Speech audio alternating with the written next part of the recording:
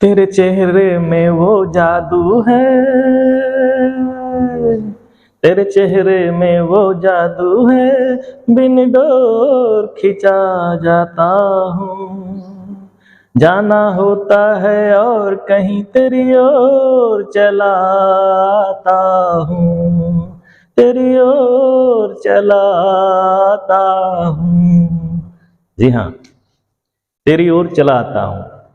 इसके पीछे का रीजन है field, that is electric field.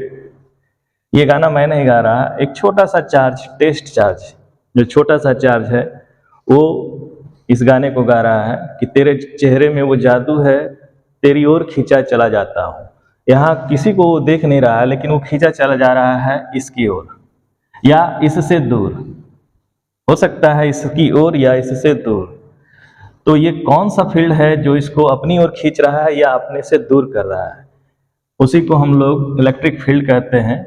यदि कोई चार्ज, टेस्ट चार्ज पे कोई फोर्स लगने लगे, कहीं रखा जाए और फोर्स लग रहा है, तो इसका मतलब वो किसी फील्ड में है, इलेक्ट्रिक फील्ड में है। और उस पर फोर्स लग रहा है अगर यदि इस डायरेक्शन में, और टेस्ट चार्ज पॉजिटिव चार्ज है, इसका मतलब यहाँ पे एक सोर्स चार्ज है और वो बड़ा चार्ज है Q।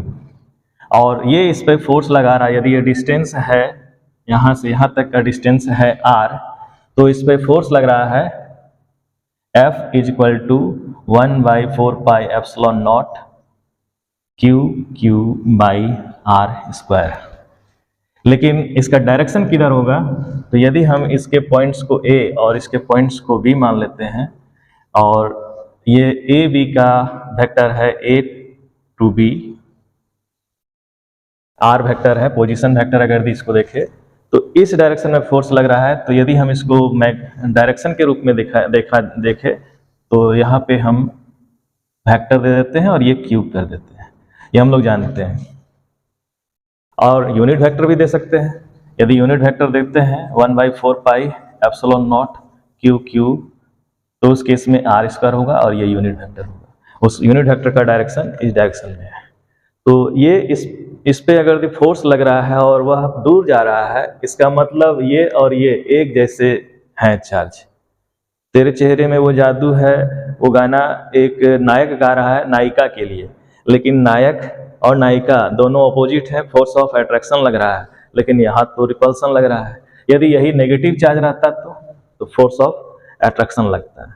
लेकिन यहाँ पे टेस्ट चार्ज, चूंकि टेस्ट चार्ज को हमेशा हम लोग पॉजिटिव मानते हैं, तो इसको ये सोच करके हम चले कि ये हमेशा पॉजिटिव रहेगा और स्मॉल चार्ज रहेगा, इसके कंपेयर में बहुत स्मॉल रहेगा, और ये इसको धक्का दे करके इधर कर देगा, तो ये फोर्स है, ये इस फोर्स से ये होगा। लेकिन कितना इसका इंटेंसिटी होगा, फोर्स का इंटेंसिटी या फिर फोर्स का अमाउंट क्या होगा, that is electric field intensity. यही है force per unit charge, per unit charge. The electric field is force per unit charge.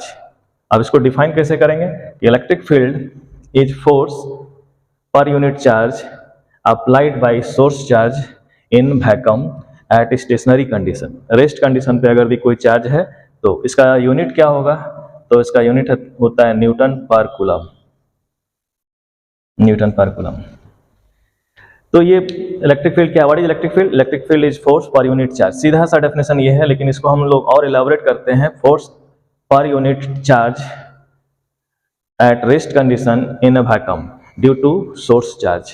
लेकिन सोर्स चार्ज बड़ा होना चाहिए और टेस्ट चार्ज छोटा होना चाहिए। यदि टेस्ट चार्ज बड़ा होगा तो क्या होगा, ये इसको इन्फ्लुएंस करेगा, इतना ज़्यादा बड़ा होगा कि इसको धक्का दे करके इसको अस्थिर कर देगा। तो ये अस्थिर नहीं होना चाहिए, रेस्ट कंडीशन होना चाहिए, ये रहे या नहीं रहे। मान लेते हैं अगर ये नहीं रहता है ये चार्ज, तब भी इस पर कोई फील्ड लग रहा है, मतलब कोई नहीं रहता है, तब भी ये अपना फील्ड यहाँ पे क्रिएट किया हुआ रहेगा, परमानेंट रहेगा। तो इलेक्ट्रिक फील्ड परमानेंट इफेक्ट है, ये जब तक रहेगा यहाँ पे इसके चारों तरफ इलेक्ट्रिक फील्ड होंगे। तो उसको दिखाया कैसे जाता है, इलेक्ट्रिक लाइंस ऑफ फोर्स के रेस्पेक्ट में दिखाया जाता है कि कोई भी अगर यदि पॉजिटिव चार्ज है तो इसके चारों तरफ इलेक्ट्रिक लाइंस ऑफ फोर्स इस तरह से जाते हैं आउटवर्ड, यानी कि यहाँ पे कोई भी टेस्ट चार्ज रखें तो इस पर फोर्स इस डायरेक्शन में लगेगा। यहाँ रखें टेस्ट चार्ज तो फोर्स इस डायरेक्शन में लगेगा, तो ये डायरेक्शन यहाँ टेस्ट चार्ज रखें तो फोर्स इस डायरेक्शन में लगेगा, यहाँ टेस्ट चार्ज रखें तो फोर्स इस डायरेक्शन में, यहाँ टेस्ट चार्ज रखें यहाँ रखें तो फोर्स इस डायरेक्शन में लगेगा, यानी कि ये फोर्स को दिखाता है पॉजिटिव चार्ज। लेकिन अगर ये नेगेटिव चार्ज रहा तो नेगेटिव चार्ज अगर दे रहा तो इसमें नेगेटिव पॉजिटिव चार्ज के कारण है, नेगेटिव चार्ज में इनवर्ड आएगा, electric lines of force inward आएगा, ये इस टाइप से।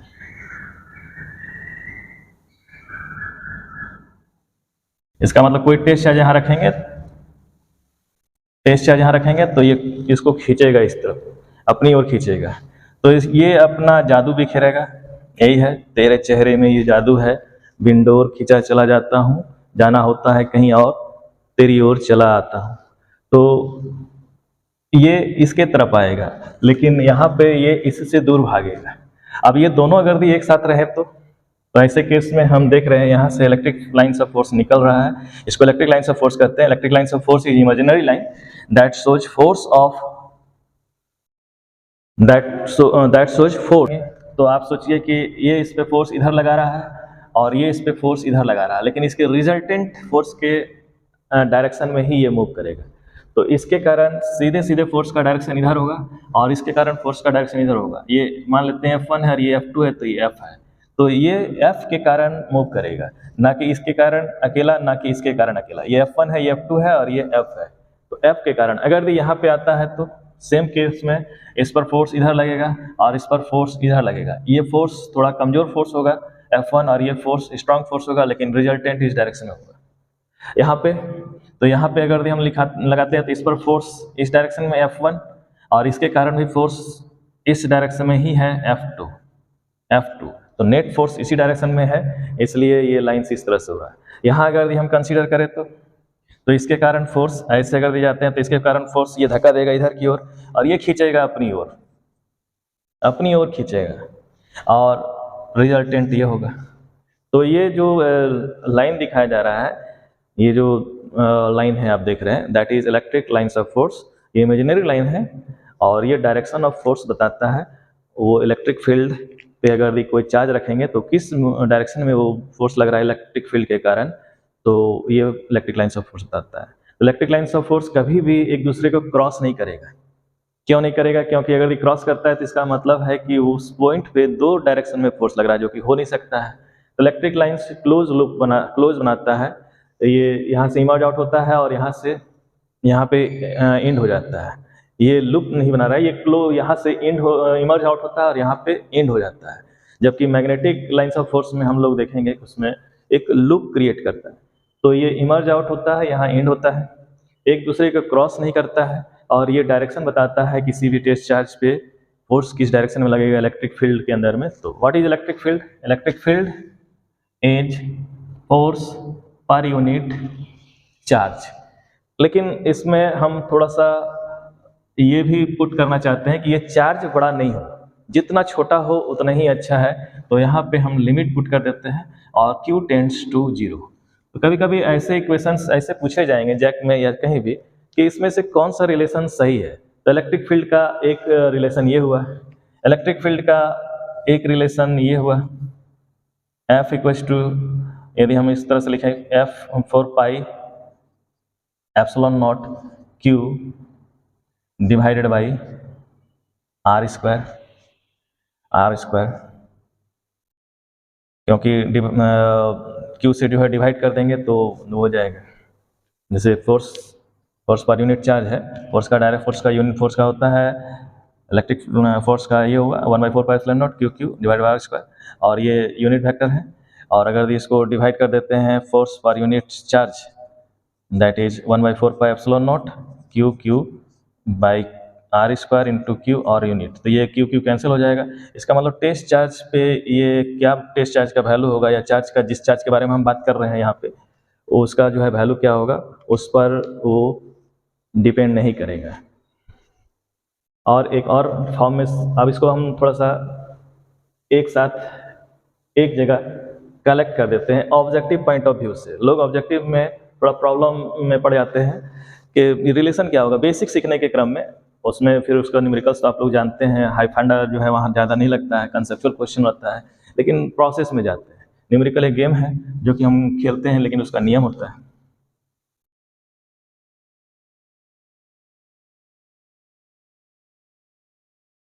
यह है सोर्स चार्ज, यह है टेस्ट चार्ज।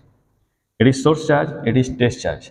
ये स्मॉल होना चाहिए इसके कंपेयर में, जितना स्मॉल हो उतना ही अच्छा है। तो इस पर फोर्स लगेगा, क्योंकि सोर्स टेस्ट चार्ज को पॉजिटिव रखते हैं, positive small charge is test charge, इस पर फोर्स इस डायरेक्शन में लगेगा और वो होगा 1/4 pi epsilon naught q by r square. और यूनिट वेक्टर देते हैं तो ये, इसको हम लोग ऐसे भी लिखते हैं 1/4 pi epsilon naught q by r cube, ये इस तरह से लिखा जाता है। तो यहाँ पे ये कंफ्यूज नहीं कीजिएगा कि आर स्क्वायर है proportional to r square, inversely proportional to r square है और यहाँ आर क्यू है, नहीं। यदि हम इसको लिखते हैं इस तरह से तो हम लोग जानते हैं यूनिट वेक्टर को अगर ये लिखना हो तो यूनिट वेक्टर हम लोग किस तरह से लिखते हैं, यूनिट वेक्टर अगर ये लिखना हो तो ये वेक्टर हो गया और मैग्नीट्यूड हो गया उस वेक्टर का, जो कि मोड के रूप में दिखाते हैं।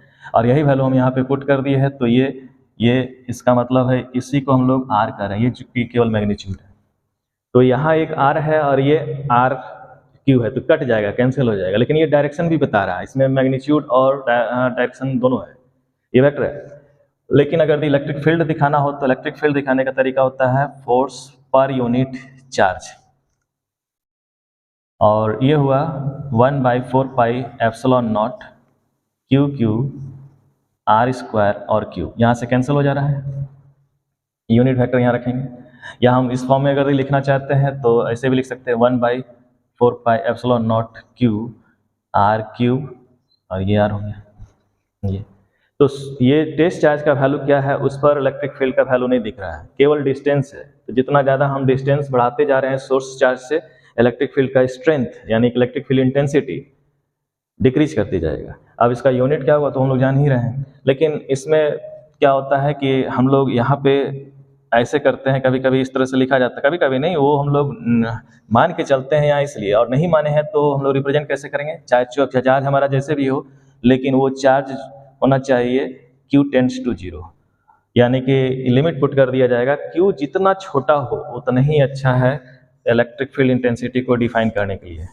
नहीं तो क्या करेगा, यदि ये Q बड़ा रहेगा तो इसको प्रभावित कर देगा, इस पर धक्का लगा देगा और इसको हिला देगा, और अगर ये हिल जाएगा तो फिर जो है इसका डेफिनेशन हम नहीं दे पाएंगे।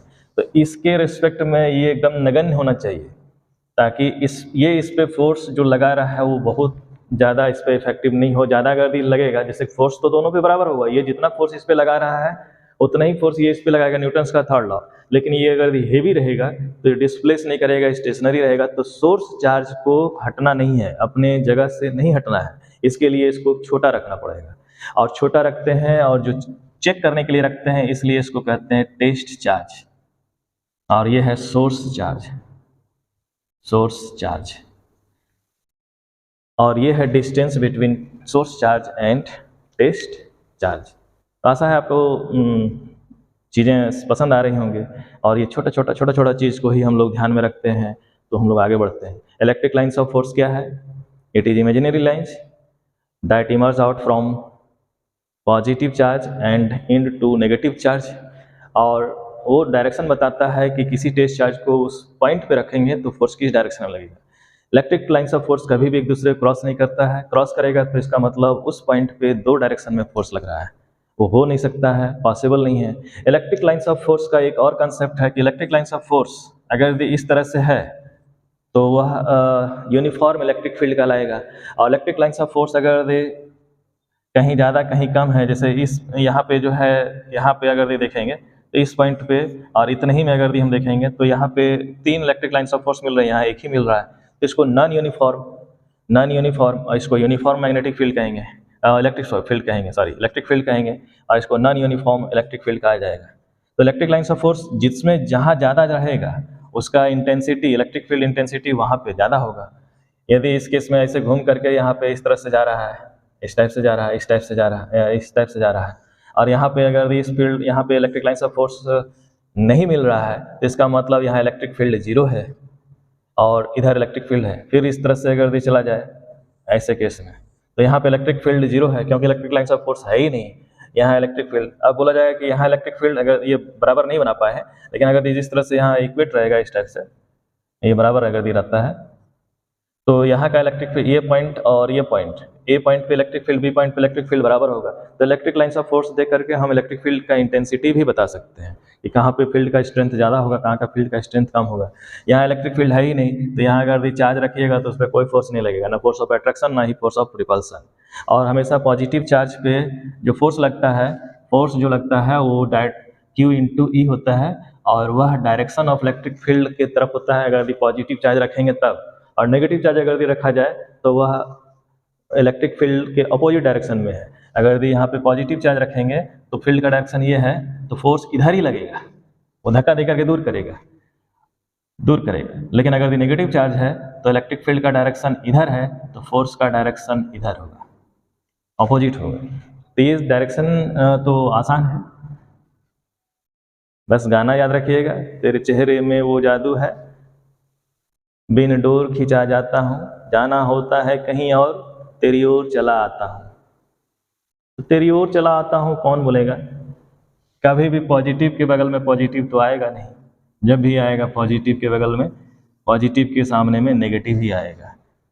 तो हम लोग पॉजिटिव नेगेटिव दिमाग में रखते हैं क्योंकि हर जगह अच्छाई है तो बुराई भी है, और अपोजिट चार्ज अगर दी है तो फोर्स ऑफ अट्रैक्शन, और सिमिलर चार्ज है तो फोर्स ऑफ रिपल्सन।